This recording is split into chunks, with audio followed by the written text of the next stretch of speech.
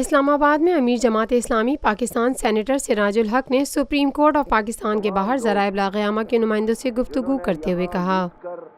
یہاں جمع کر کے باہر لے جا کر غیر قانونی آفشور کمپنیاں بنائی ہیں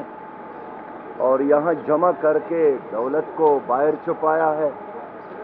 غریب عوام مر رہے ہیں، نان شبینہ کے محتاج ہے، اور بچے کے ہاتھ میں قلم اور کتاب نہیں تما سکتا ہے، اور یہ اشرافیہ یہاں لوٹ کر کبھی پاناما میں اور کبھی لندن میں اور کبھی ملیشیا میں اور دبئی میں محفوظ رکھنے کی کوشش کر رہے ہیں۔ یہ کرپشن ہے، عوام کے ساتھ ظلم ہے، معاشی دہشت گردی ہے۔ نیب کے نئے چیئرمین کے تقرری کے حوالے سے گفتگو کرتے ہوئے سراج الحق کا مزید کہنا تھا، ایک عوامی موومنٹ موجود ہے اور آپریشن ہو گئے ہیں، اسی طرح معاشی دہشت گردوں کے خلاف ایک عوامی موومنٹ بھی ہو، عدالتیں بھی اس کے خلاف، اور ہمارے مجموعی جو ورکر ہے، سیاسی ورکر ہے، کسی بھی پارٹی سے تعلق رکھتے ہو، ہم سب مل کر ان معاشی دہشت گردوں کا راستہ روکے۔ معزز صحافی حضرات، آپ جانتے ہیں کہ نیب کے چیئرمین کی مدت پوری ہو گئی ہے، اور ایک بار پھر ایک نئے نیب کے چیئرمین کے نام پہ وزیر اعظم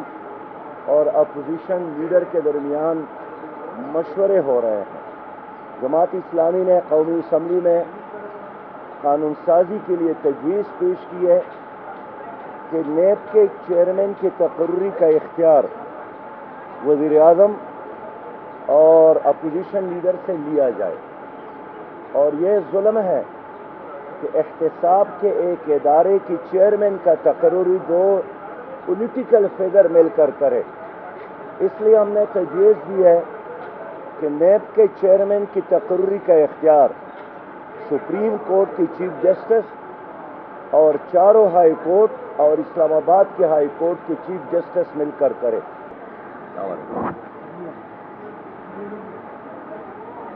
Lotus Lake Towers,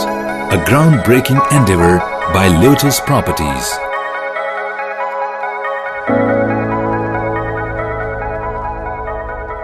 یہ ہے خبر کا جہاں اور آپ دیکھ رہے ہیں TNN TV۔